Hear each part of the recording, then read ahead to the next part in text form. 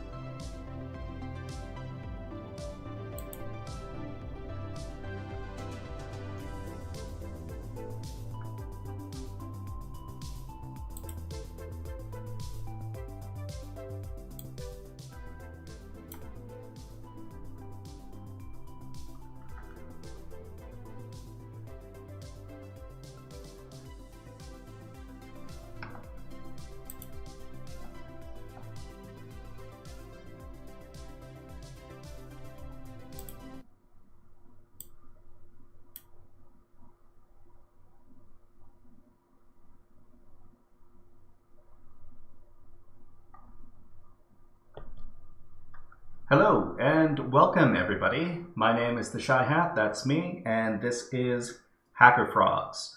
Alright, so everybody, today what we're going to be doing is we're going to be doing two activities. We have two topics today.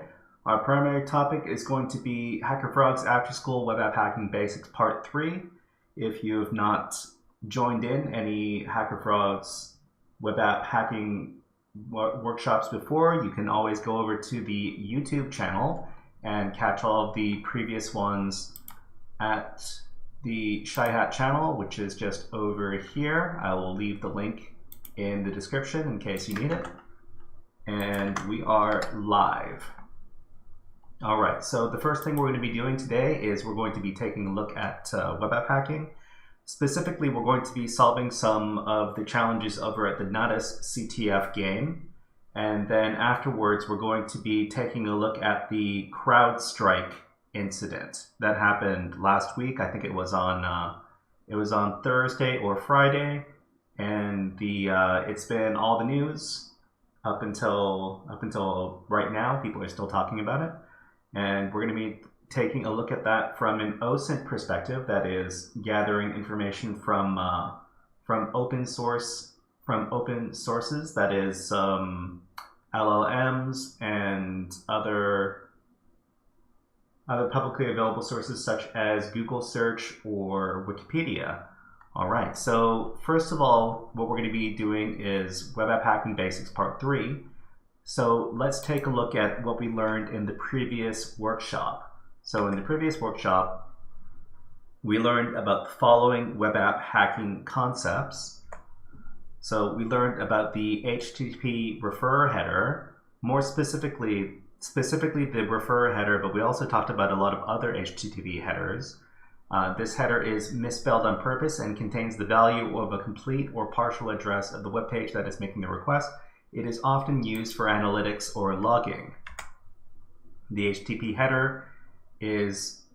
referrer header is occasionally used by web app developers as a security mechanism, but this is not a good practice as it was never intended to be used in such a way.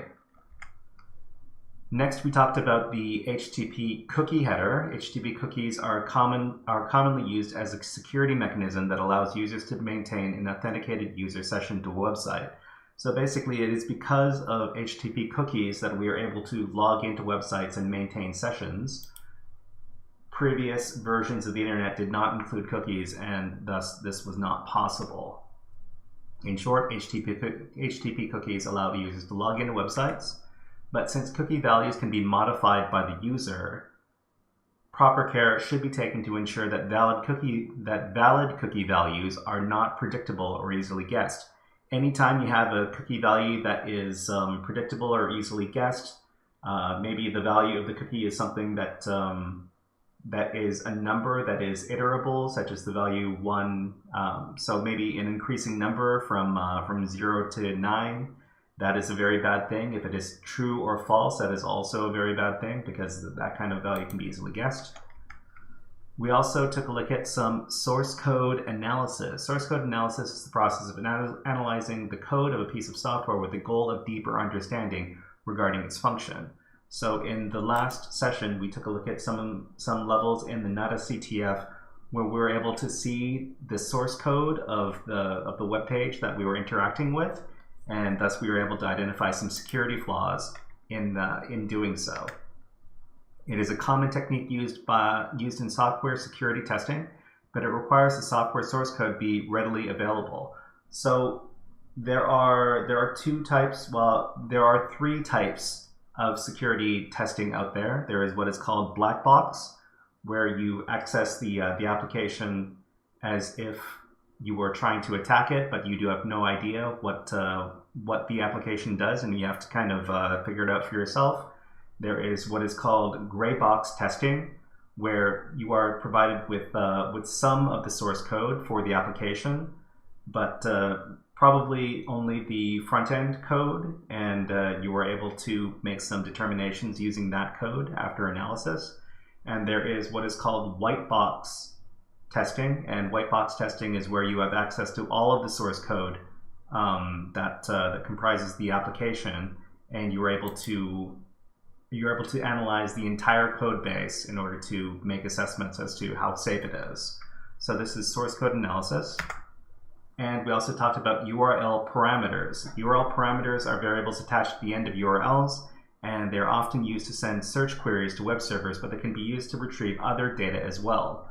So we can recognize what a URL parameter is because the start of the parameter is this question mark over here, and then there is a key and a value. It is the first word is the key, and then an equal sign, and then the value.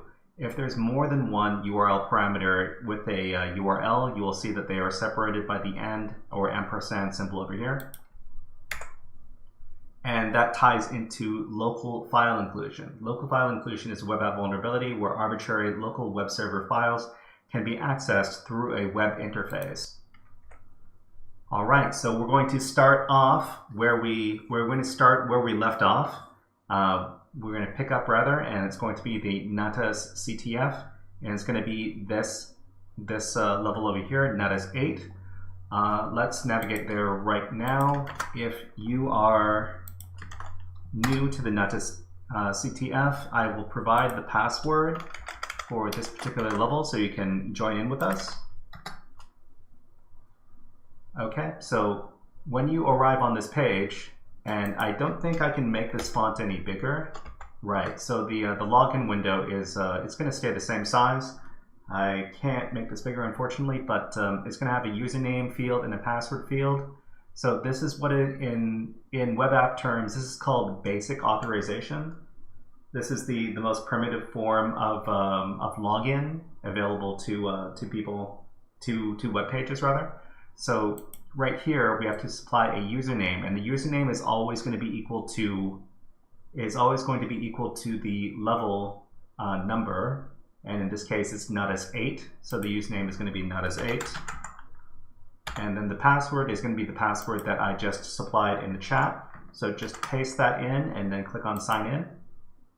And we will not save it. And we arrive on Natas level 8. So does anybody remember what the first steps we take when we're trying to test the security of a particular web page? What would you do? So what are the first steps you would do when you're trying to test a web page?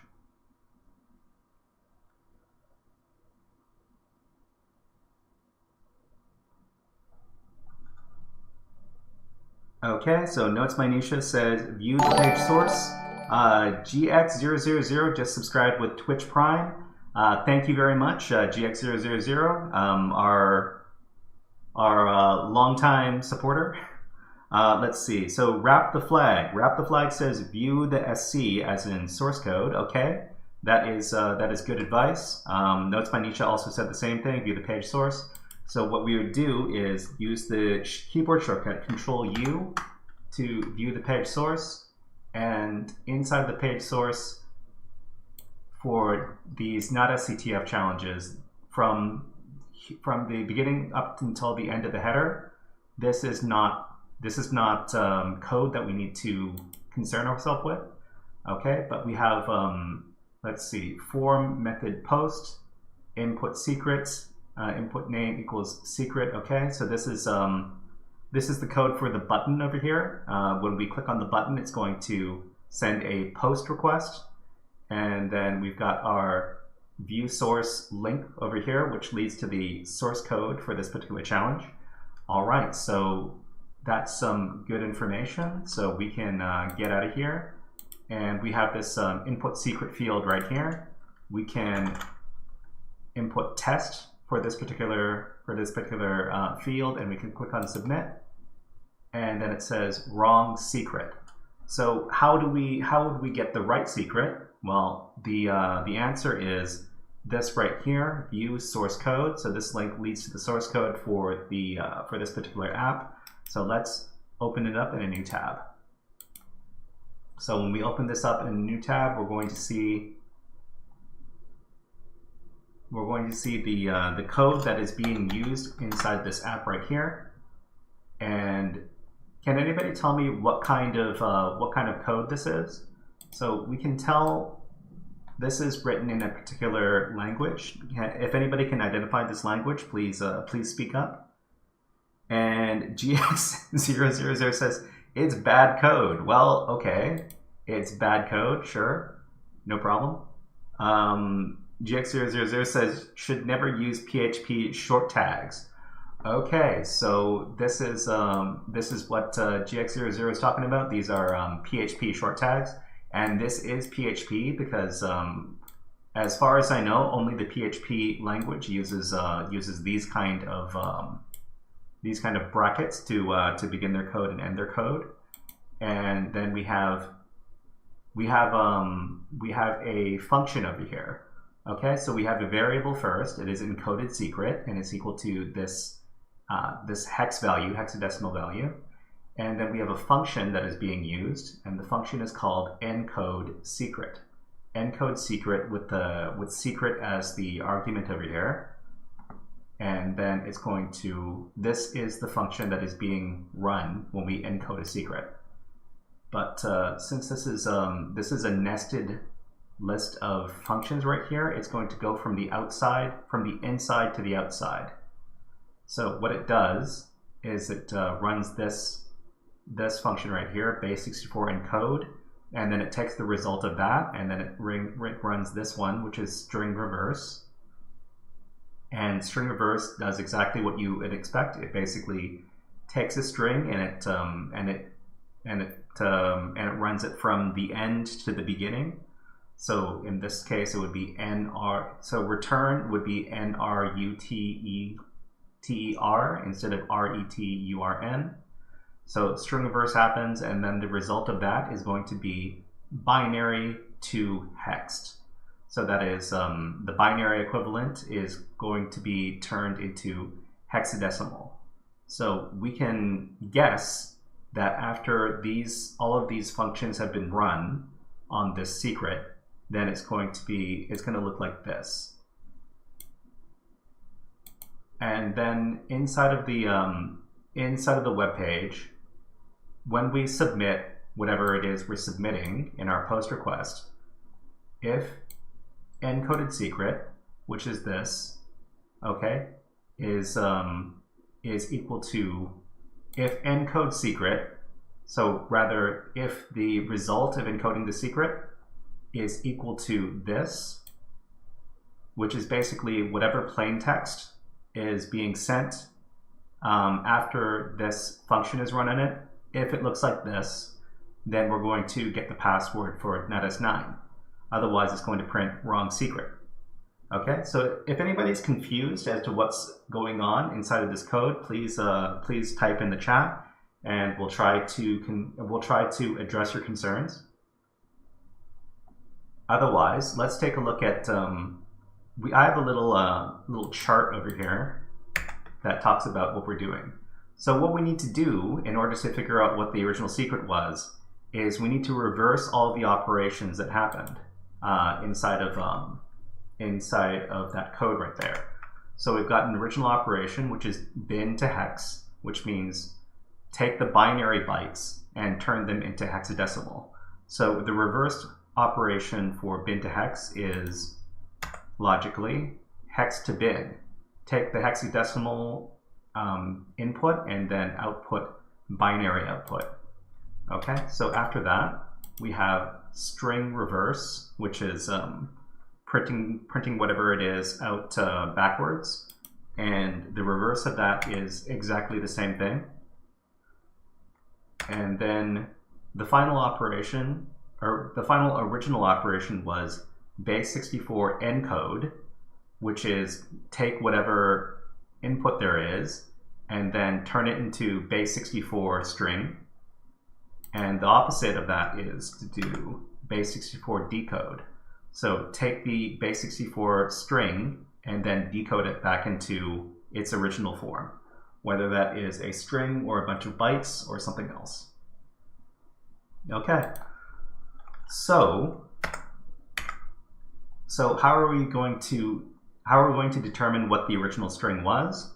Well, this is where the source code comes in handy. Okay, so we've gotten our encoded secret, which is this. This is what's being compared. So what we need to do is we need to run this through another function which does the decode operation. So conveniently, there's a website out there which is called, I think it's called PHP Online. onlinephp.io. Okay, so I'm going to provide the link for this in the chat. And what you can do is, first of all, what you need to do when you arrive on this page is you need to delete all of the previous PHP code on here. So after you do that, well, I'm going to make this nice and big. Is this big enough?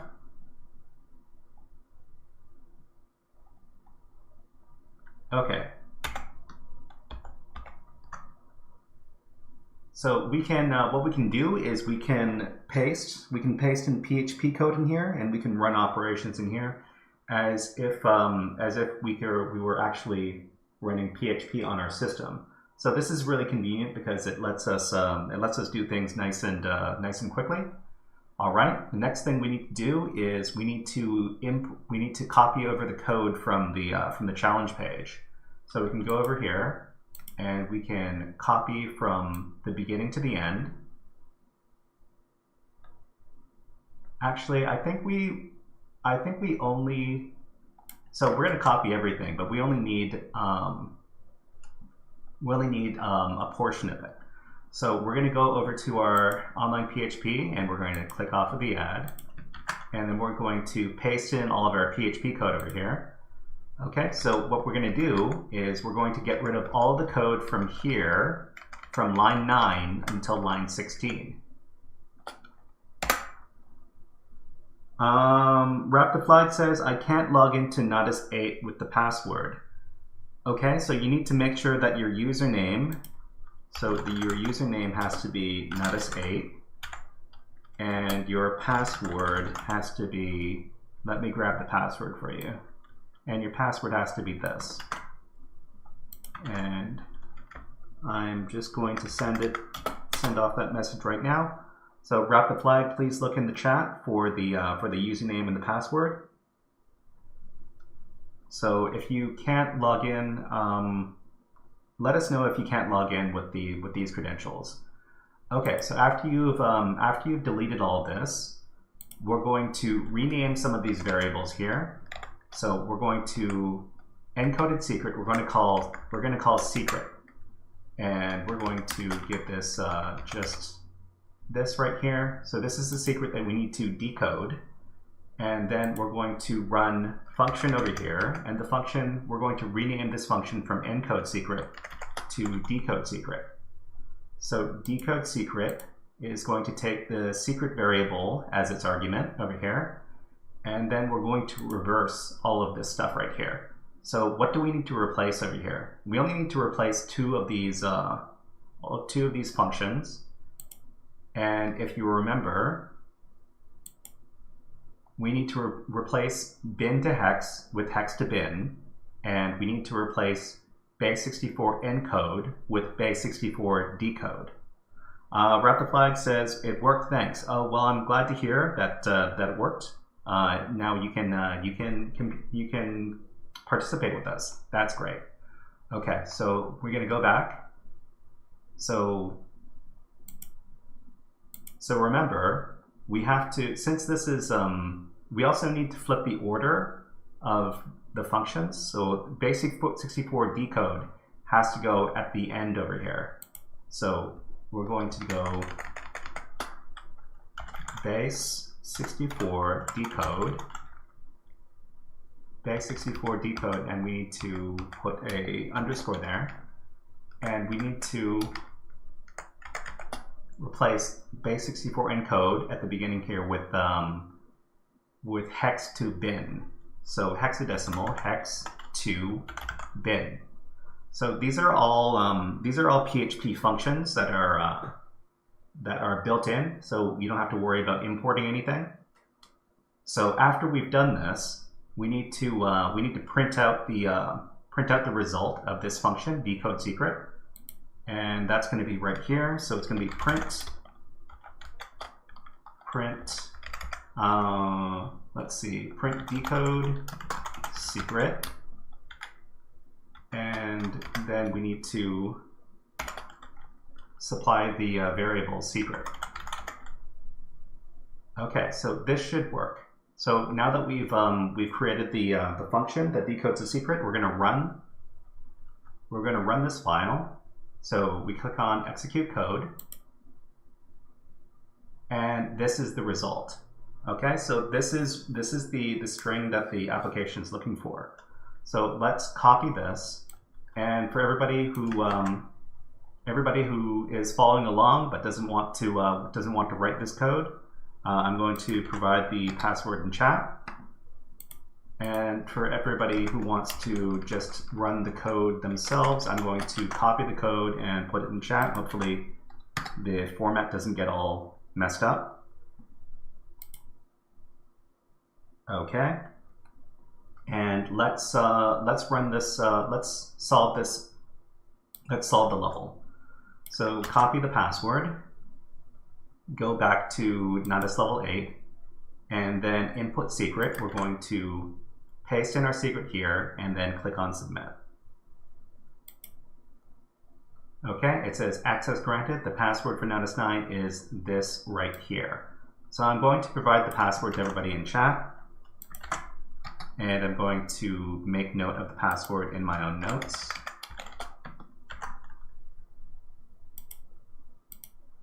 All right, so if anybody has any questions about what we did during that challenge, please let us know.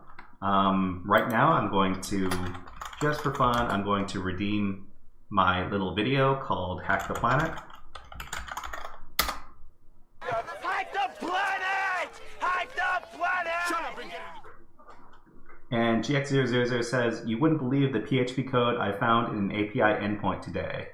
Did it do?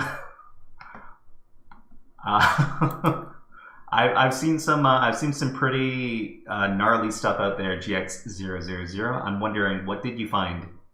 Sudo egrep, MAC address var. Oh, that looks like something that is that looks like it's injectable. Is that OS command injectable? You know what? That goes along with the theme of today's lesson, because we're going to move on to Natas level 9. Yes, it does. I bet you could ask ChatGPT or some other chatbot if you can OS inject into that code, and it will probably tell you how to do it. Okay, so we're going to go to Natas level 9, and if you're lazy, I'm going to provide the link to Natas level 9. Of course, when you arrive on the page, it's going to ask you to log in as the user Natas9, and the password is going to be the password I provided just a few minutes ago. But I'm going to copy that, and then I'm going to paste in and sign in. Okay, let's increase the size of the font. But yeah, we're talking about some OS command injection next. But first of all, let's take a look at this web page right here. So this is Natas level 9, and we've got a search field over here, find words containing. So I guess we're going to give it the old test, and then we're going to click on search. And then inside of the output, we get a bunch of words that include the string we're searching for. So we don't necessarily know that this is incorporating some sort of OS commands, except that when we look at the source code over here, which is what we need to do to solve the level, this is the code right here. So let's take a look at the code right here, and once again, this is PHP code, and you know it's PHP code because of the question brackets. So this is the code that we need to pay attention to. First of all, there's the key variable, which is initialized to an empty string, and then if array exists, I guess array exists is some sort of function, and then it takes in the needle and the request as arguments, and the key is equal to the request needle. So the needle is what we're actually searching for, and the request, I'm assuming, is the post request that we send when we search for the term. and then there's an if statement. If key is not empty, so if the key is not empty, then it's going to run this particular function right here, pass through. So pass through is a PHP function, and if we were to ask our know-it-all friend, so let's go over to ChatGPT. What is the PHP pass-through function?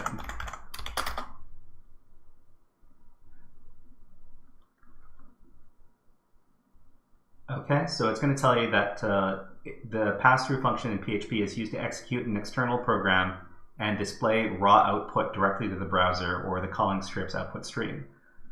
GX00 says he thought I was calling GX00 the know-it-all friend for a moment. Well, you know GX000, you do know a lot. You do know a lot, and I bet you know a lot about PHP.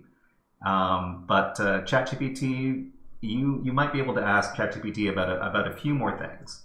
Not that I'm trying to downplay your knowledge. Okay, but pass through in PHP basically lets us run OS commands on the web app and retrieve output from the OS command. So the thing about the pass-through function is that it's not very secure unless you make sure to do input validation on whatever is being sent to it. Otherwise, it's a very insecure function to use inside of your PHP code. So let's go back. So pass-through is going to run the following command. So it's going to be grep -i, and then the key variable, and then dictionary.txt. So what this is, and wrap the flag says green smiling. That's devious right there is what it is. So what this is a Linux command. So this is the Linux grep command that is being run on this file right here, dictionary.txt, and it's using user input in the OS command. So anytime you're able to inject your own user command inside of an OS command, there is potential for OS command injection. So let's take a look at the presentation where we're going to learn a little bit more about what OS command injection is. So operating system OS command injection is a web app vulnerability where arbitrary OS commands can be performed on the web server through a web interface. So OS command injection is a serious vulnerability and can often lead to complete compromise of the web server. And if so, the web server can be used as a foothold to attack other machines on the network. OS command injection is a serious problem. So what we're going to be doing is we're going to be using some OS command injection on this web page over here. And so if you're able to get the flag before we demonstrate how to get the flag, go ahead and try to race me. So one thing we have to understand about the Natas CTF, let me Natas CTF, and it's over the wire. So one thing we have to understand about the Natas CTF is that the passwords for the levels are stored inside of this folder on the web server, the etc natas_webpass directory. And you can, if you're able to access the web server directly, then you can get the password for the next level. So for example, if you're looking for the password for Natas 5, you would try to access this file right here, /etc natas_webpass /natas 5. So in our case, we want to look for the password for Natas level 10 because we are on Natas level 9. So Natas level 9 would be that file would be contained at the /etc /natas_webpass /natas 10 file path right here. So how do we access it? So first of all, we need to inject into the string. So we would inject into the string, at this point. So after grep I, this is our injection point. So what we need to do is we need to cancel this command. And how can we stop a command in the middle using Linux? Does anybody know which symbol we would use to end a command?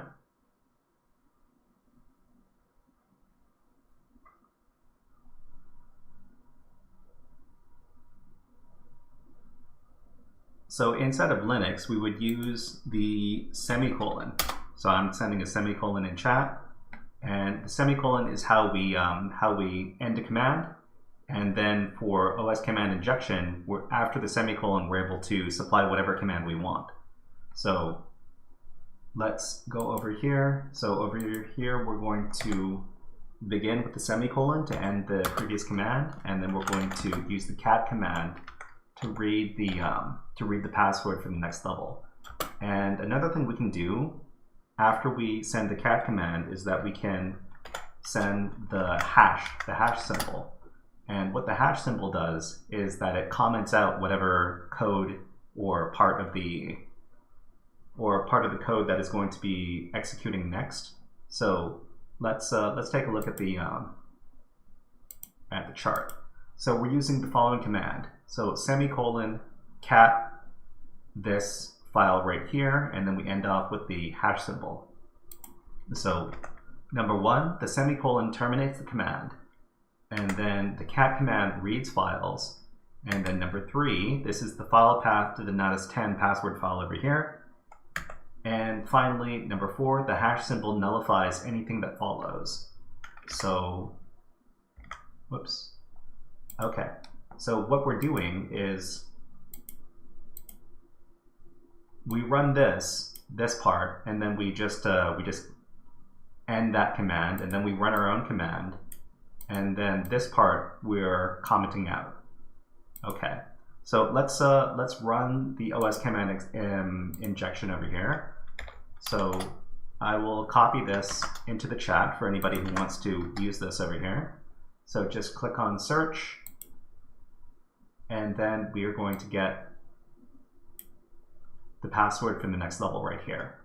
So basically what we've done is we've just read a file on the web server, and it's going to return to us on the web application. So I'm going to copy this, and I'm going to provide it to everybody in chat. And then I'm going to copy this to my own records. And we're going to proceed to the next level. Okay, so if you're following along and you're able to finish that level, please type in the chat, I injected the bad code. And if you're on Twitch, you can add an OS frog, or you can just include some smileys. Okay, and then we're going to move on to Natas level 10.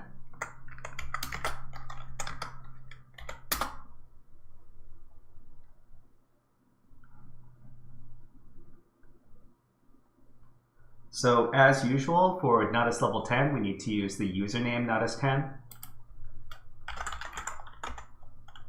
And we're going to provide a password. So let me copy the password again.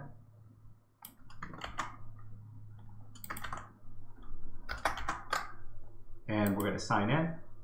And now we're on Natas level 10.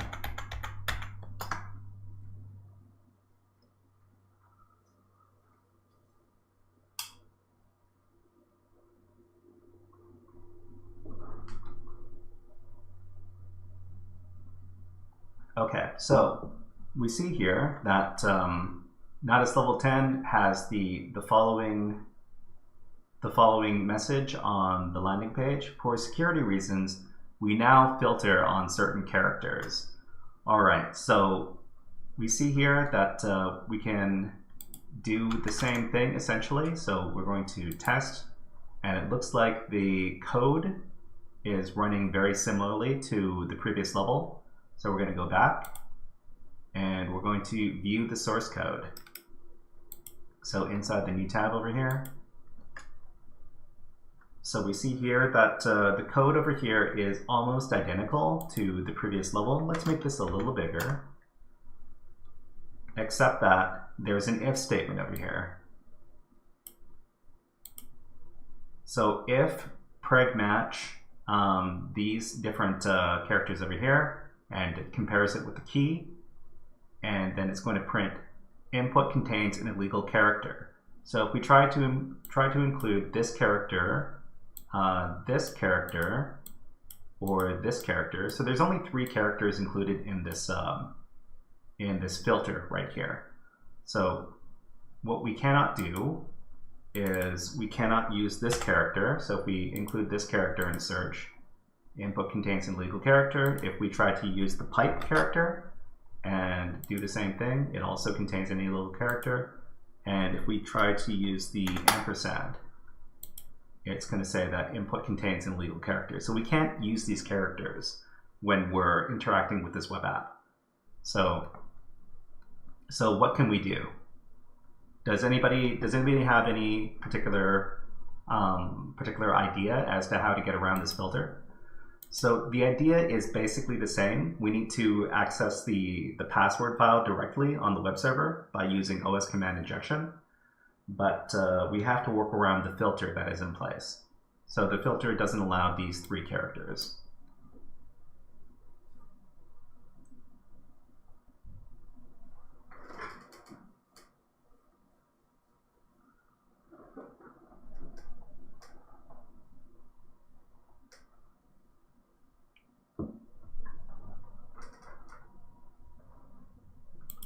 So what we're going to do is we're going to look at the command that is being run very carefully over here. So in this case, this is the command being run. So it's going to be grep I, and I is going to be equal to a pattern, and the pattern is going to be equal to the key, and the key is what we're sending to the web app. And it's going to search inside of dictionary.txt. So you know what I'm gonna try? I'm gonna try asking ChatGPT if it can find the way to read the desired file using this method right here. Okay, so I'm gonna copy this, and then I'm going to ask ChatGPT. So a CTF challenge webpage has the following PHP code in the web app. In the web app, how can we use this command to read other files on the web server?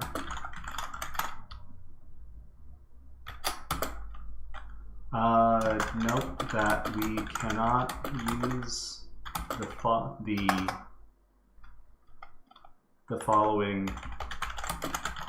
characters, and then please supply the semicolon, the pipe, and the ampersand symbol, and then we supply the pass-through function that is being used by the web app.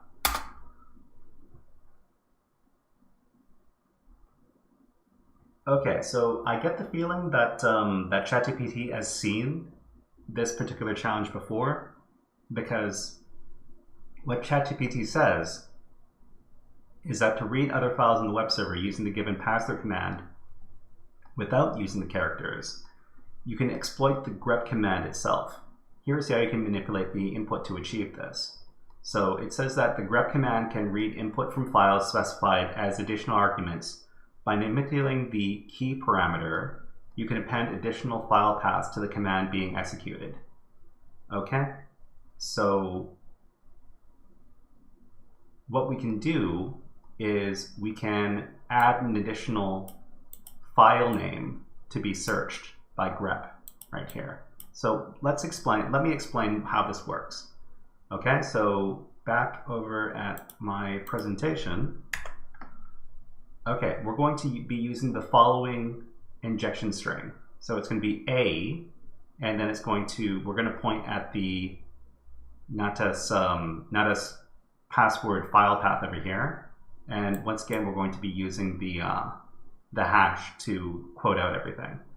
So what we're going to be doing is we're going to be supplying an argument to the grep command. It's going to search for this pattern, the letter A, and then we're going to specify number 2, the file to be searched, which is the Natas 11 password file.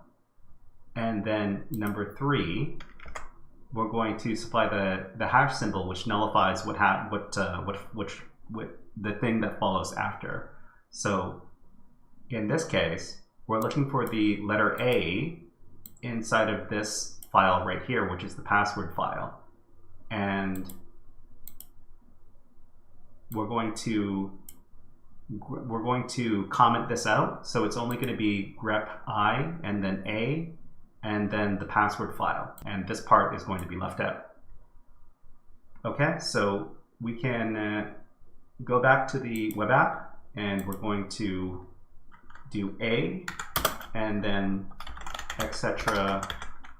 Natas webpass _ webpass and then Natas 11, which is the password we're looking for, and then the final thing is going to be the hash symbol, which lets us comment out the rest of the command. So I will supply this string in the chat for everybody to look at.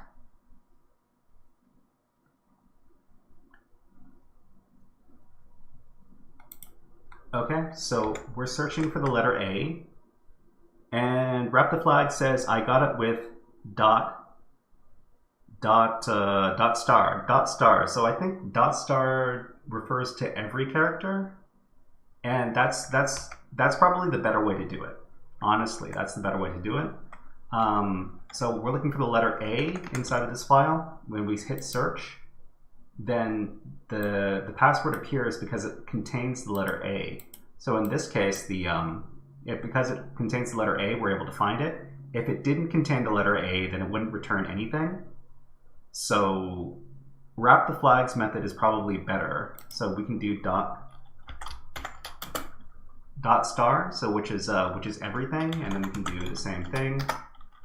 Natas _ webpass / Natas 11, and we're going to comment out, and then we're going to, oh, okay, so so I guess it included everything that has a dot. Okay, so I guess in this case, interesting. So this gets us more than what we're looking for, but it still works. So this is what we're looking for. I will include this in the chat. And that is the password for the next level. So let me note this down, Natas 11. And I will copy the password. And then we're finished. Okay.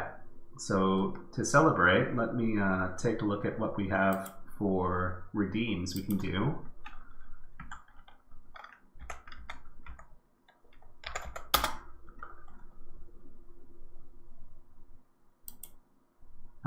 Let's do the frog song. No, let's do system root. So because we've essentially finished all the challenges we're going to be doing for this lesson, I'm going to redeem I'm root. What are you? I'm system root. Okay, so everybody, I hope you enjoyed. What we did in today's workshop, and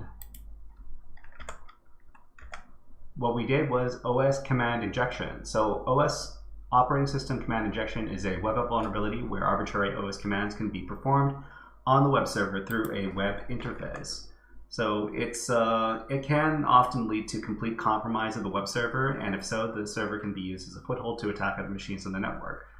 So we don't do this on Natas CTF, but what you can do if you have OS command injection is that you can send a reverse shell to your own attacking system, using the OS command injection, and that would let you directly interface with the, that would get you shell access on the web server. And from there, you can look around, you can try to elevate your privileges, and you can attack other machines in the network from there. But you can't do that on this particular CTF. But if you want to learn about OS command injection, if you want to learn more about OS command injection, you can go over to PortSwigger. So PortSwigger is the company that makes Burp Suite, and Burp Suite is the industry standard web app security testing software. So there's a whole section over here on OS command injection. So we're going to view all the learning materials, and I'm going to look for OS. Actually, I'm going to look for command, OS command injection. So OS command injection, they have a whole section on OS command injection in the on their website, and it's going to explain what OS command injection is, and there's a bunch of interactive labs that are associated with OS command injection here as well. A lot of these OS command injection labs require you to use Burp Suite to as the ideal tool to interface with these. So you might not be able to do more than the first couple of labs if you are looking to practice OS command injection using this website. But it's a great resource for learning about this particular type of web app vulnerability. But let's take a look. So what's next? In the next HackerFrogs After School Web App Hacking Workshop, we're going to learn about the SQL database language, which most web apps use for user account credentials. So what we're going to be doing is we're going to be looking at the SQL database language, and we're going to be learning how to interact with it in the regular intended way. So what hacking is taking advantage of systems, but you can't exactly take advantage of systems unless you already know how normal users interact with systems.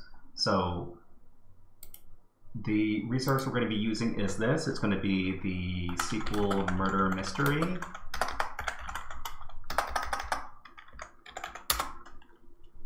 And it's located at nightlab.com. If you want to take a look at it, I'm providing the link to it in the chat. And what we're going to be doing is we're going to be using the SQL database language, and we're going to be looking up a bunch of information to solve a murder mystery. Doesn't that sound like fun? But aside from that, on Wednesday, in just a couple days, we're going to be doing some practice. So you can always go over to the HackerFrogs subreddit, which is located right here. And we have a streaming schedule. So in the streaming schedule, it's going to tell you what we're going to be doing on all of our streams for any given week. And I've included the link for that in the chat as well. And this week, on Wednesday, we're going to be doing Web App Hacking Basics 3. This is extra credit, and we're going to be taking a look at more OS command injection exercises with the damn vulnerable web app. And we're going to be doing so through the TryHackMe platform. The TryHackMe platform has a module that includes the damn vulnerable web app, which is a very popular app for testing web application vulnerabilities and learning about them. And if we finish with that, we're also probably going to be looking at the first couple of labs over at PortSwigger, which are these labs right here. I think the first lab can be done without using Burp Suite itself, but if not, then we're probably going to be doing some Burp Suite.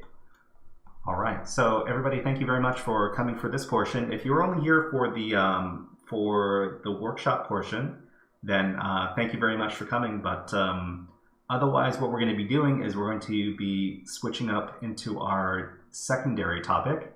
And for today, the secondary topic is going to be the cyber OSINT party. We're going to be taking a second look at CrowdStrike and the big outage from last week. So this was a really big story that happened last week, and we're going to be doing a little bit of research to better understand what was going on for that in this particular incident. So everybody, I'm going to start up my music. Okay. If it's too loud, please let me know, because I certainly don't want people to be uncomfortable listening to the music. It's just supposed to be on in the background. And I'm going to switch up my overlays. So just a second. So OS command injection is going to become CrowdStrike. CrowdStrike incident. OSINT. Is that going to fit? That's not going to fit very well. Let me adjust that. Okay, so we're just going to call it CrowdStrike incident. And then we're going to change up the bottom one as well. And we're going to call this Cyber OSINT Party.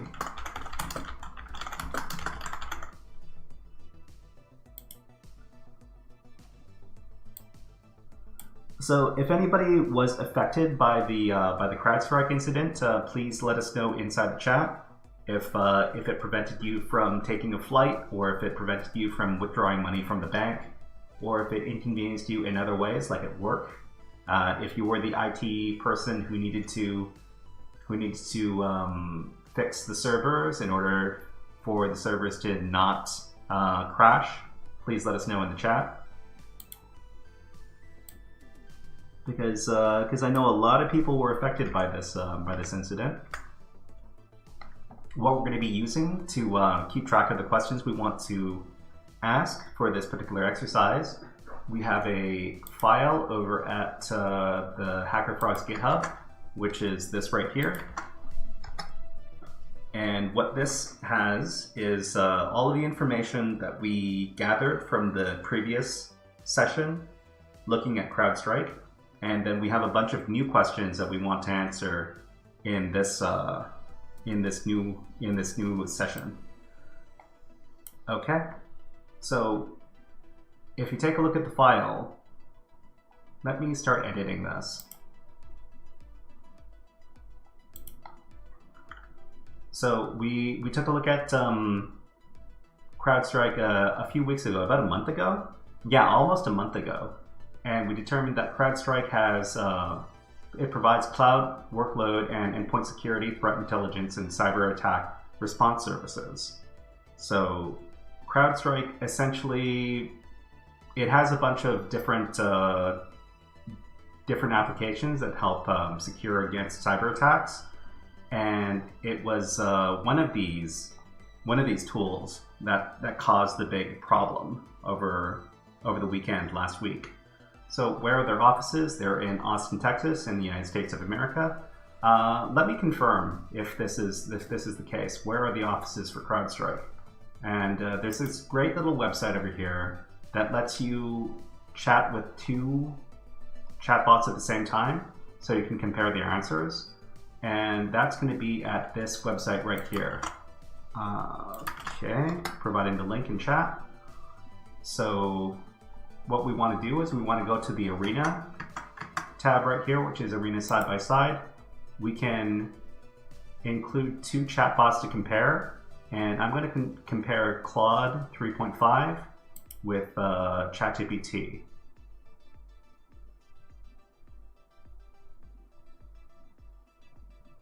Where is ChatGPT? GPT 4.0 mini, okay.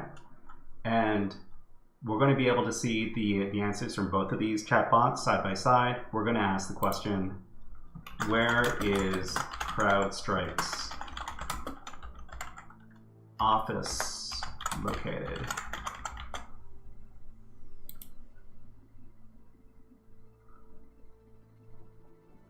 Okay, so ChatGPT says that their CrowdStrike office is in California. So they say that the offices are in California, but Claude says that they have many offices, including Austin, Texas, Seattle, Washington, and it doesn't include California. So I wonder which one is correct. You know what? If we look on CrowdStrike's own website, we could probably find their office on their website. So we're just going to Google CrowdStrike, and then we're going to click the first link. Okay, so CrowdStrike. So we can click on the Contact Us button over here, and I guess they're not going to tell us. They're not going to tell us anything about their physical location. So I guess that might be on purpose. Oh, there was a tool, right? There was a tool that was introduced to us by our friend Volko, and let me grab my notes from the cyber OSINT parties of the past.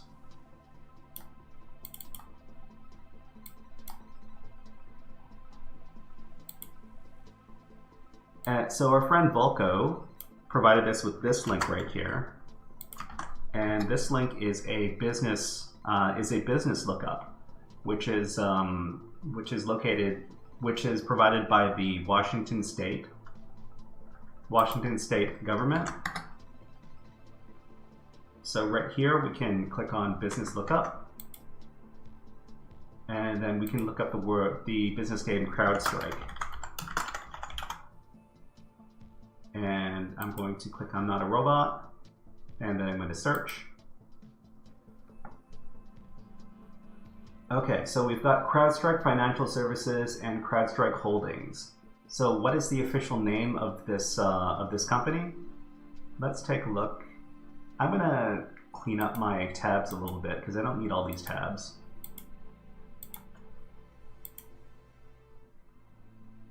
CrowdStrike Holdings, okay, and so we're also going to be looking at Wikipedia over here, and we're going to look for CrowdStrike.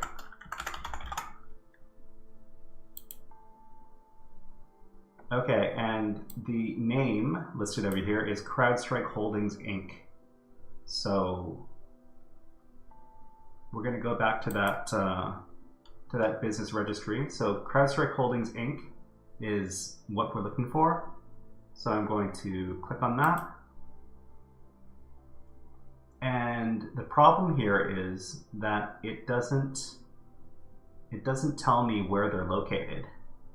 So that's unfortunate. But let's ask on Google. Where are CrowdStrike's offices? Okay, so Google says CrowdStrike is headquartered in Austin, Texas. So what we had earlier probably came from Google. Let me take a look at the file. So we got that from Wikipedia, but we can also say that Google corroborated with that. So we're going to include this as a source. What is their official name? CrowdStrike Holdings. Who is their CEO? It's George Kurtz. That's the CEO. So a lot of people have pointed out that George Kurtz was also previously the CEO of McAfee, the McAfee antivirus company, and McAfee antivirus is also involved in a very large incident that is kind of similar to the one that happened over the weekend. So let's look up George Kurtz really quick. So I don't think. Oh, okay. Is this the person we're looking for? So it's American business. He is the CEO of cybersecurity company CrowdStrike, which he co-founded with Dmitry Alperovich. Okay, so this is the guy that's in charge of CrowdStrike, and if anybody knows him and you want to share some stories about how you're buddies, please let us know. This person's relatively young for a billionaire. He's 59 years old, and so he's the CEO of CrowdStrike, but he previously worked at earlier Kurtz founded Foundstone and served as CTO, Chief Technology Officer of McAfee. So McAfee is another really big cybersecurity company And McAfee is a company that has a very storied history and has gone through a lot of transformation in its history. So George Kurtz was a very big figure in both of these companies. So whether or not that's a person had any personal responsibility as to causing these incidents, of course, but this is one thing that these two companies have in common. Okay, let's go back to the file. Okay, so George Kurtz is still the CEO, and they were established in 2011. Have they done business under any other names? They have not. And they also, some other notable members of the organization include Dmitry Alperovich and these other people right here. I think we got these other names over here from the official website. So if you look on the official CrowdStrike website, then these people are listed over here. So how many employees work there? We looked at the size of the company, and we got a bunch of different numbers from different sources. So from Wikipedia, we got 8,400. From Google, I'm not sure. I'm not sure about this, but from Perplexity AI, we got this number right here, which is 7,900. So it's this number kind of varies. So what big news stories have they been involved in? Well, previously, before this big incident right here, they were involved in the Democratic National Committee cyber attacks. They were the company that investigated in this case. This was back in 2017. They were also involved in the Sony Pictures hack. They investigated for Sony in that case, and that was back in 2014. And they also participated in the 2018 Winter Olympics cyber attack, which was back in 2018. But I guess we can I'm sorry to do this, but we can also include the 2024 CrowdStrike Falcon app incident. And that is the current story that we're talking about right now. So we're going to talk about this in a little bit, but first we want to get a sense for what this company is actually is. Okay, so what are some examples of media appearances they've involved in? Okay, so we've got the CEO George Kurtz and talking to Jim Cramer, and that is on YouTube. If you want to take a look at some of these YouTube videos, I'm going to link them in the chat. CrowdStrike, how to triage the detection. So one interesting thing about this particular incident is that this was not a cybersecurity incident at all. But why are we talking about it on this? Why are we talking about it on our channel if it was not a cybersecurity incident? It's because people in cybersecurity can learn a lot from this incident, because if this was the only difference between this being a cybersecurity incident and this being simply a gross negligence of a gross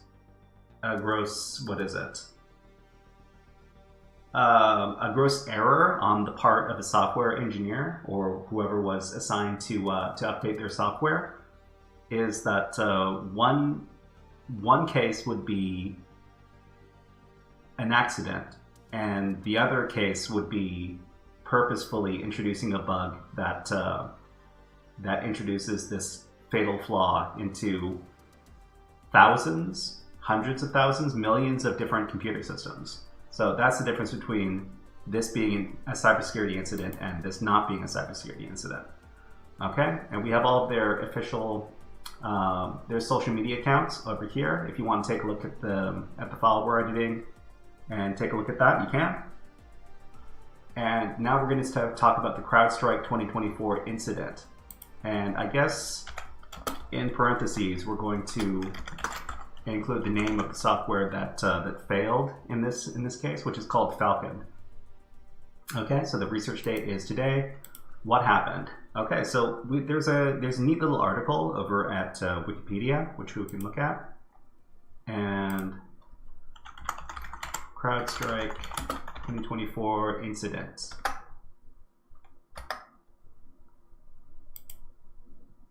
Okay, so I'm going to read to you the summary over here.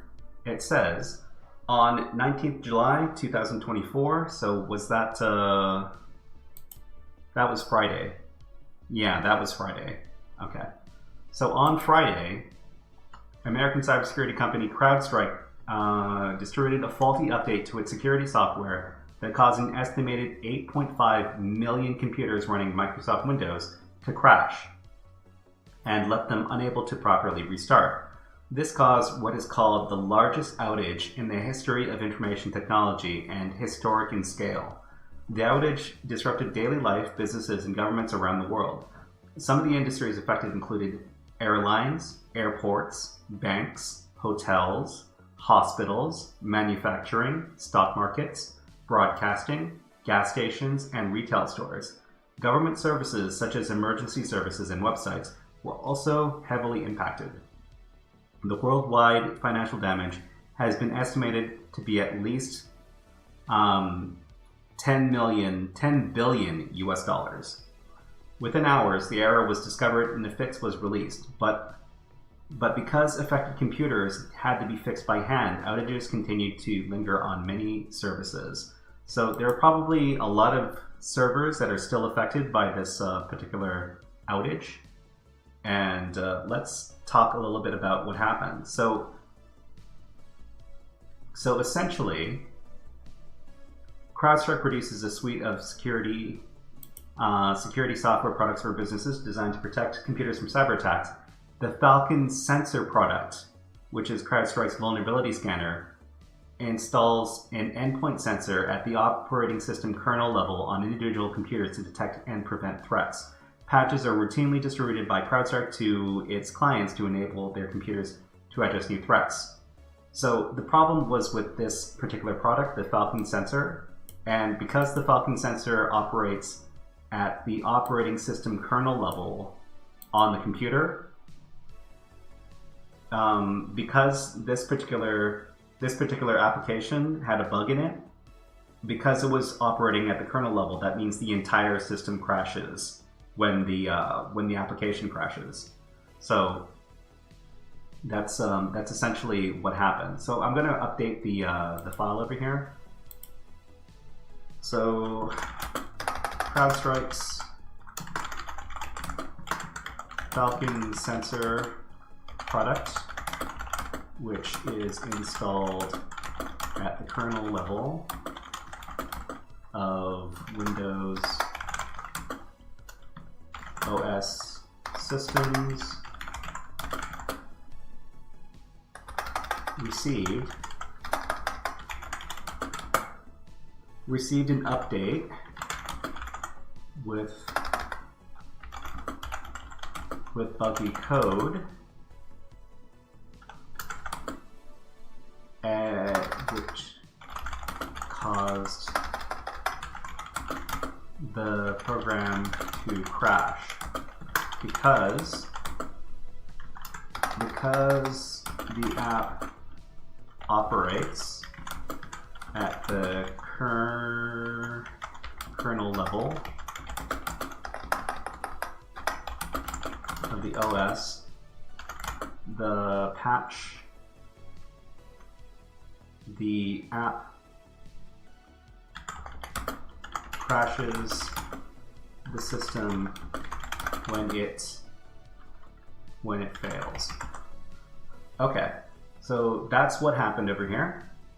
And what was the timeline for the incident? So let's take a look at the timeline for this incident. I think they should have it on. So the outage. So on July 19th, CrowdStrike distributed a faulty configuration update for its Falcon Sensor software running on Windows PCs and servers. The update caused machines to go into either a boot loop or boot recovery mode.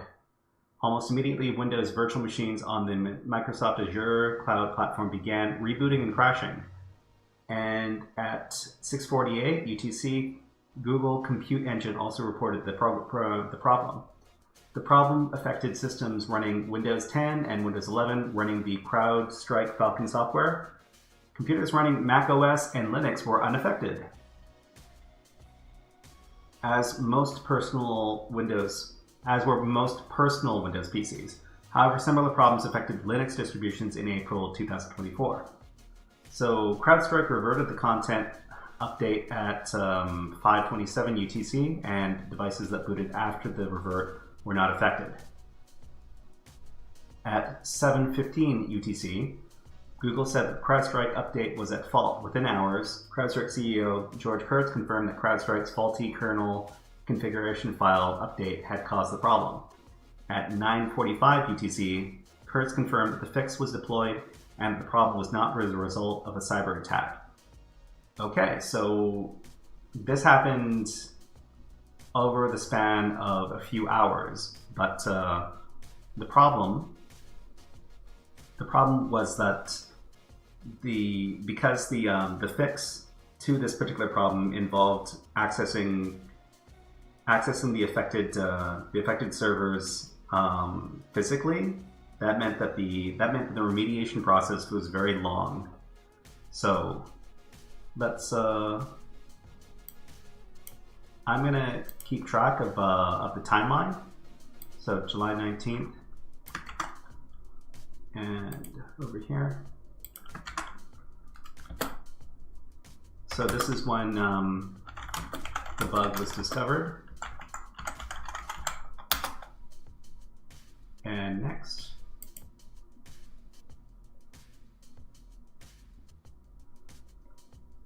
So this is when Google reported the problem. Oh, okay. This is when they distributed the configuration update. Okay.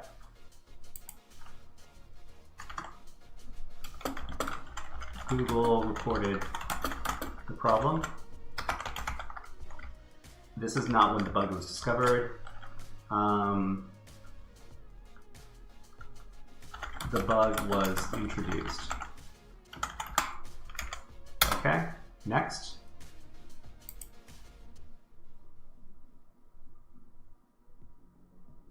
Okay, so they reverted the content update at this time over here.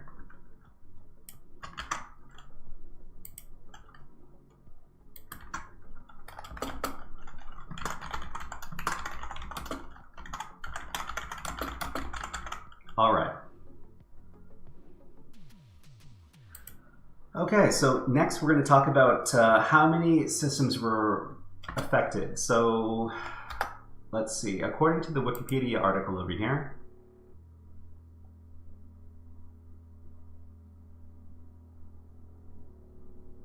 it's an estimated 8.5 million computers.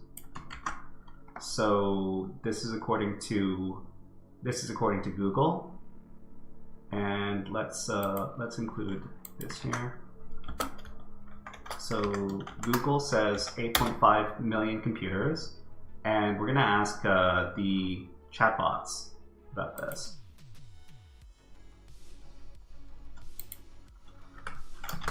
How many computers were affected by the CrowdStrike 2024 incident in July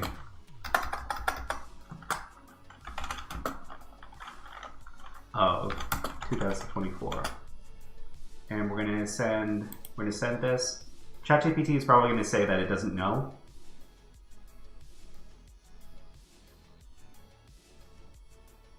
Okay, so Claude also says that it doesn't know the answer.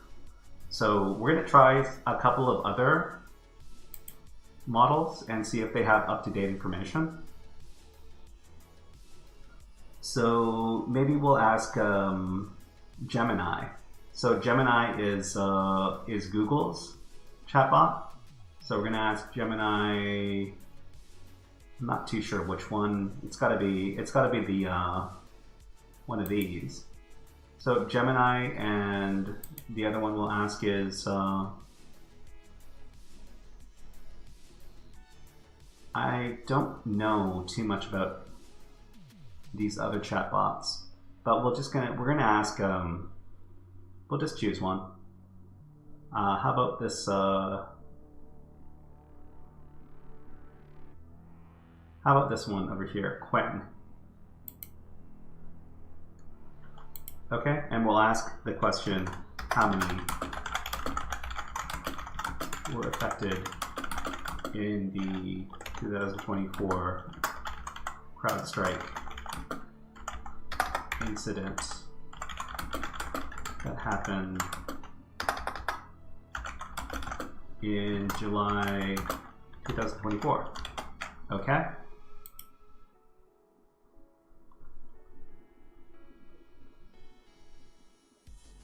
Okay, so most of these chatbots are not going to be able to answer the question. We were able to get an estimate from Wikipedia. We can ask Google, of course. CrowdStrike 2024 incident. Number of affected computers. Okay. Microsoft estimated that the incident, which is being described as one of the worst IT outages in history, impacted 8.5 million computers around the world. And this was from a news story from BBC. Okay, so BBC, I guess we could say this is Google or BBC. Let's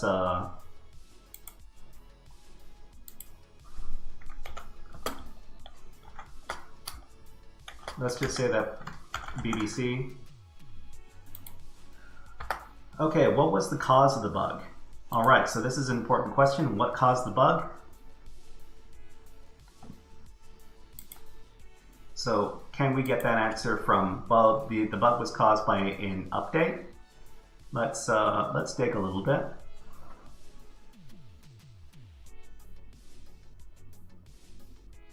So patches are routinely distributed by CrowdStrike to its clients to enable their computers to address new threats.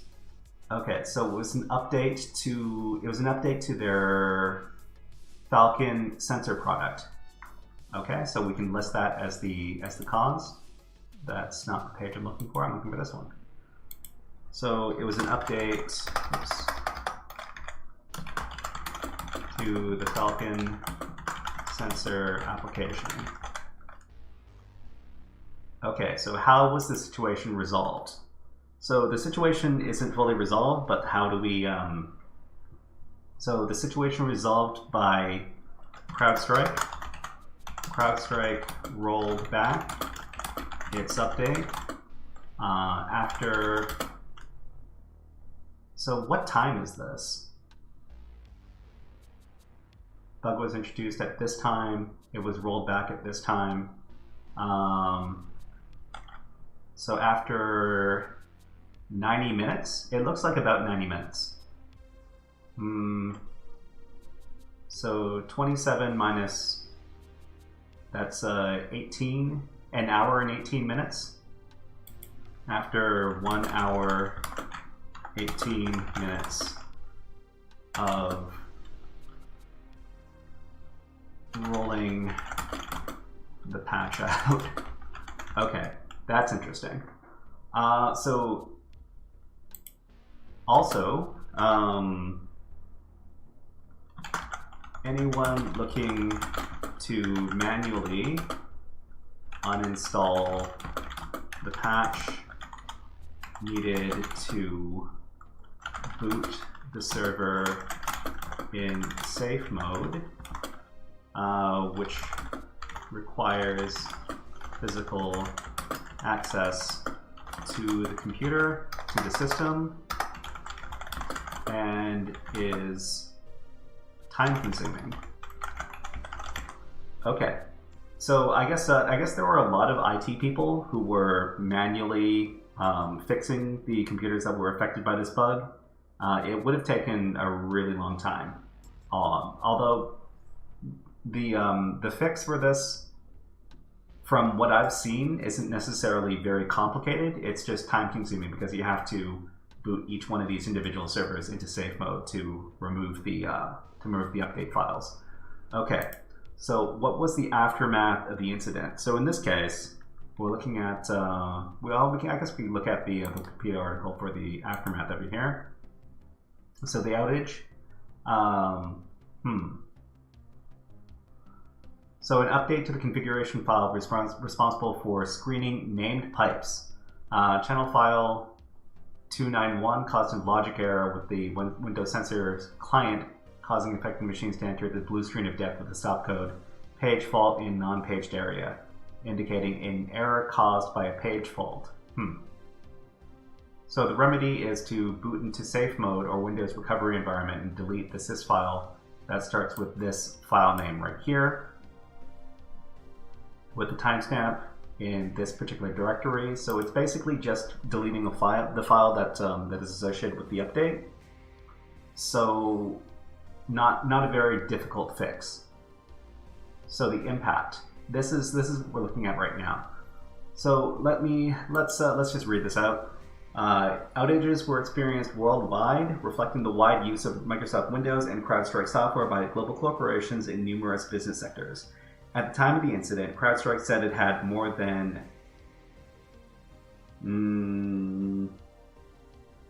24,000 customers, including nearly 60% of Fortune 500 companies and more than half of Fortune 1000 companies. Microsoft estimates that 8.5 million devices were affected by the update. Widespread outages were immediately reported across multiple countries, with major global disturbances experienced by the general public sweeping from east to west, from time zone to time zone. At 0409 UTC on 19th of July, the time when the faulty update was issued, it was the middle of the business day of Oceania and Asia, and the early mornings in Europe, and midnight in much of the Americas. Some countries were less affected. China, which has striven towards self-sufficiency in IT, saw little impact to key services such as airlines and banks, although foreign businesses and luxury hotels in the country were affected. Russia and Iran, both restricted by international sanctions from using the services of American high-tech companies, reported no disruptions. Despite the losses companies have suffered, CrowdStrike was said to be only minimally liable for the damage or lost revenue caused. The terms of CrowdStrike Falcon software limits liability to fees paid, so the maximum compensation of an affected company could recover were the fees that the company had paid to CrowdStrike. So, So, air transport globally, 5,074 air flights, 4.6% of those scheduled that day were canceled. So this is what we heard a lot about. We heard a lot about air transport being canceled because computer systems were down. So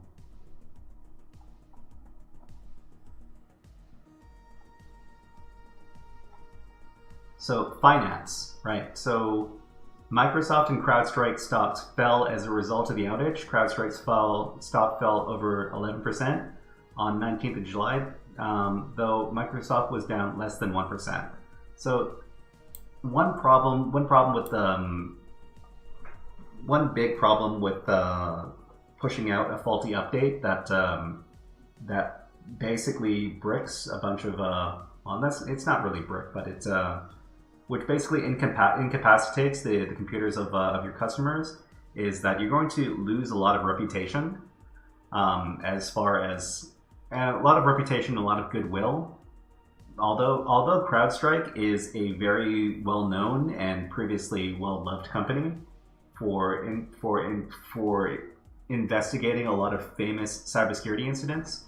For example, we took a look at what are the famous stories, news stories that they were involved in. They were involved in investigating the DNC cyber attacks in 2017, the Sony Pictures hack in 2014, and the Winter Olympic cyber attack of 2018.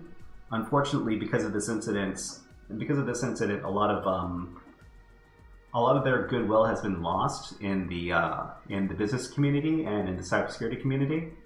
So that's unfortunate. All right, so banks that were affected include Chase, Bank of America, Wells Fargo, U.S. Bank. So these banks were using the CrowdStrike software, and thus those banks were not able to access their computer systems.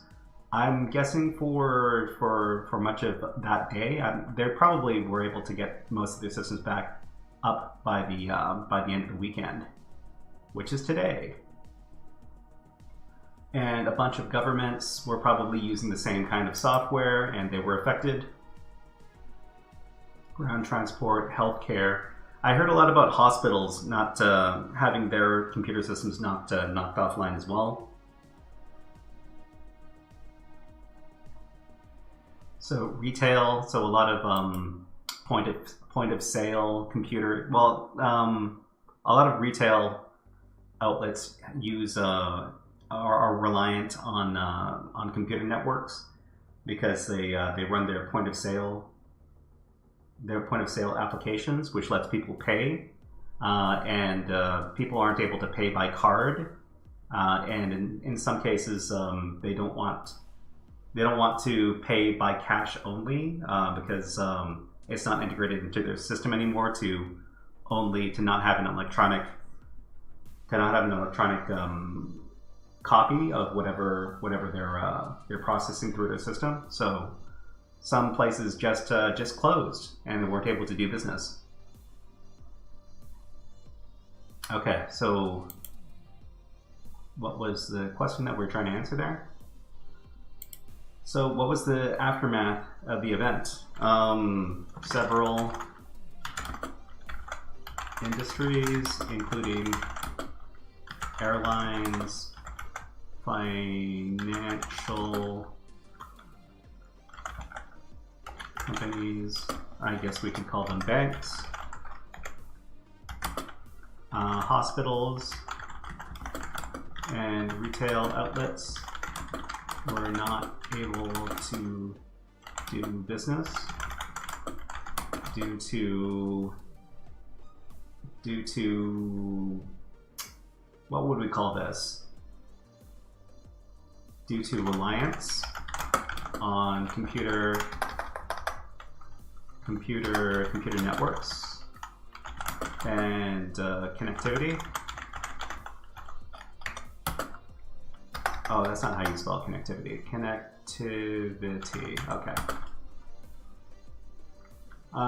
Let's see. CrowdStrike's stocks fell by 11% on the day, and Microsoft stock fell by 1%. Okay, so what lessons can we learn about this incident? Although this was not a cyber attack,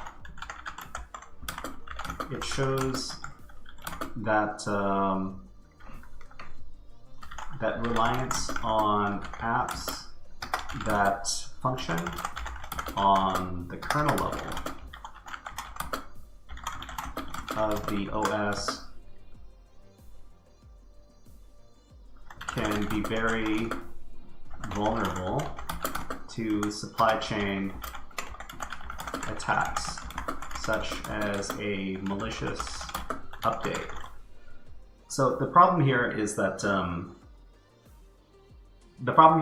CrowdStrike updated faulty code to their customers. So although this was an accident in this case, if some malicious actors were able to get into a company that had customers,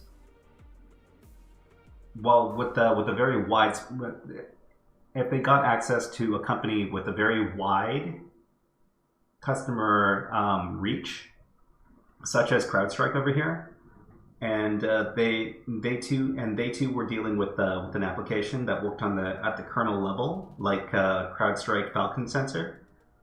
Then they could introduce an update that that disables the computer systems is you could say that that's the worst case scenario, but it's not. I wouldn't say that it's the worst case scenario. The worst case scenario is malicious actors being able to push an update that just gives remote access to any computer that is running that software.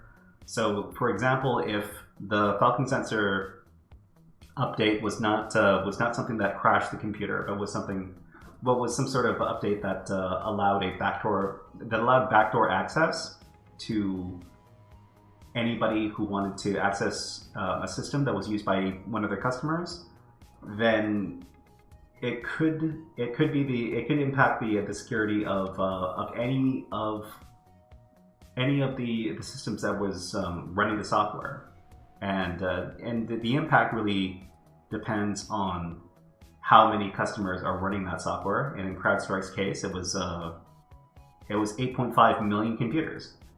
So, although this incident was a mistake, it was an accident, and the person who pushed the update, well, they probably got fired. Next time it might not be an accident. It might be some malicious, some threat actors or some hackers from some cyber criminal gang or some nation state actors. It really illustrates that we need to do better as far as making sure that anything that is updated, any software that is updated that works at this high of a level on the customer's computers has to be very carefully done. So, be very vulnerable to supply chain updates. This is a malicious update. It also sheds light on the fact that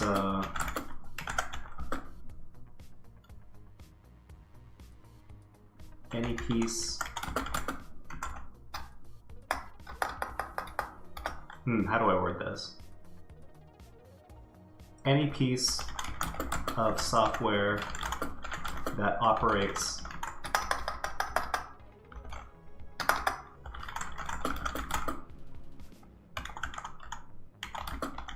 on the kernel level has to be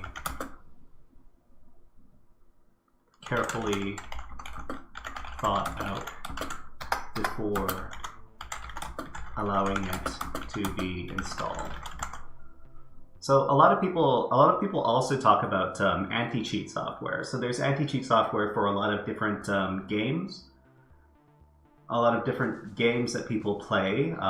Most notably, anti-cheat from Riot games. So if we take a look at Riot games, so Riot games anti-cheat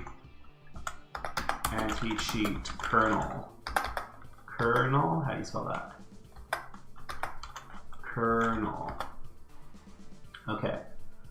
So we've got this one company called Riot, which publishes a lot of popular games such as League of Legends and Valorant, and they talk about the risks of kernel level anti-cheat software.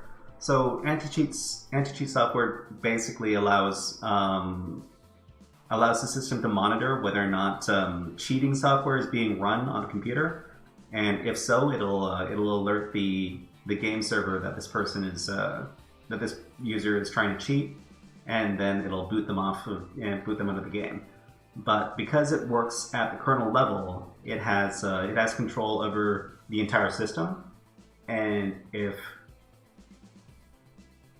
any piece of software that is working at the kernel level has the potential to do a lot of bad things.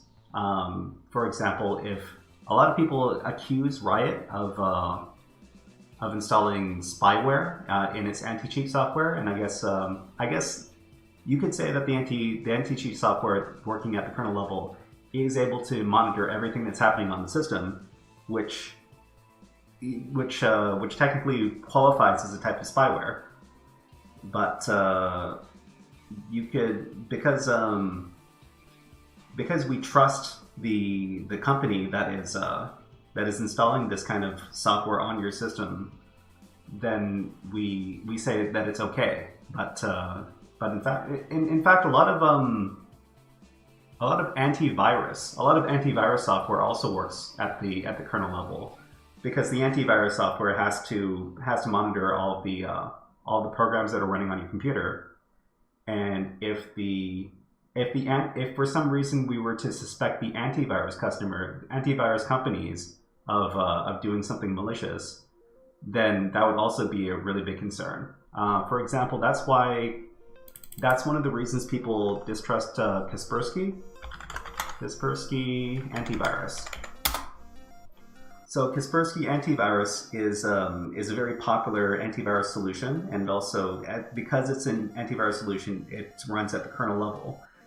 And because Kaspersky operates inside of Russia, people have been suspicious of Kaspersky antivirus, because they suspect that the Russian government could have influence on Kaspersky, the company, and basically because Russia is an enemy of the United States, that the United States has recently banned the Kaspersky antivirus from America, not just from government computers, but the sale of Kaspersky antivirus for any users inside of America has been banned.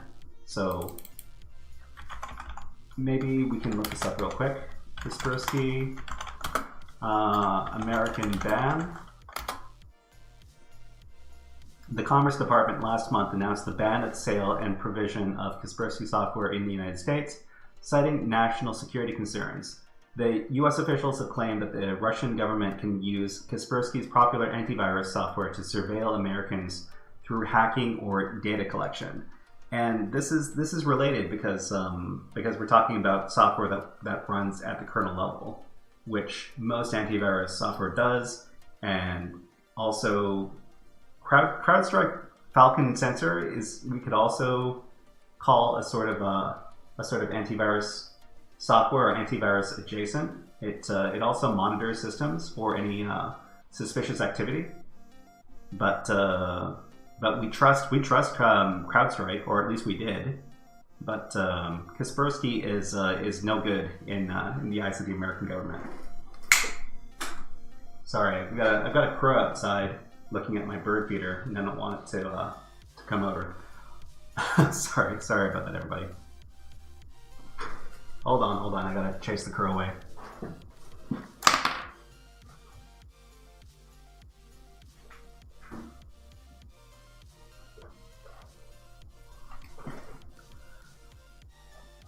Okay. I've chased the crow away. To celebrate that, let's redeem the Stellar J.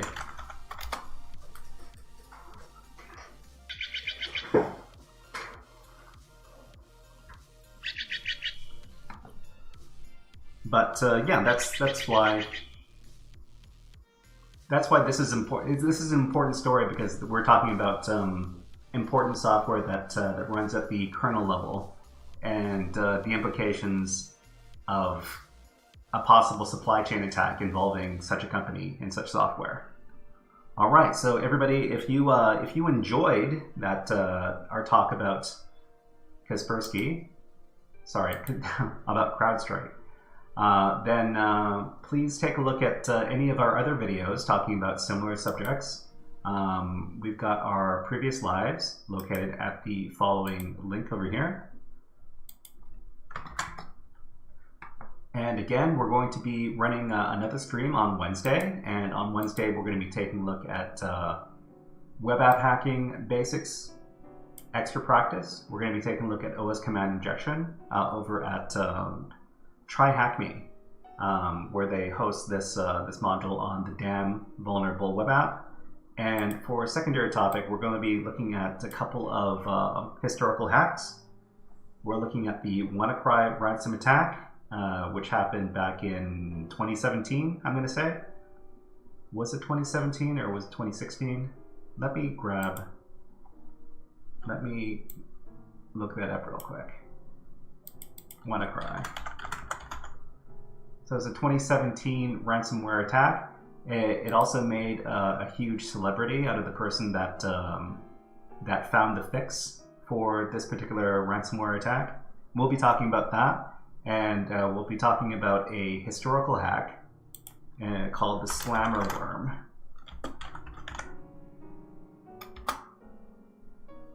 SQL Slammer. So this was a 2003 computer worm. We're going to be talking about those two big hacks, and that's going to be happening on Wednesday. So on Friday, we're going to be taking a look at a new for us cybersecurity education platform, which is called hackmyvm.eu. We're going to be taking a look at the gift module from that particular website and how to solve it. And as a secondary topic, we're going to be exploring more hackmyvm.eu content. It's going to be their Venus CTF Labs environment. So that the Venus CTF Lab is very similar to the Over-the-Wire Bandit CTF game, and we're going to be solving a bunch of challenges and introducing that particular CTF game to everybody, and that's going to be happening on Friday night rather. All right, so everybody, thank you very much to everybody for watching today, and we will see you next time.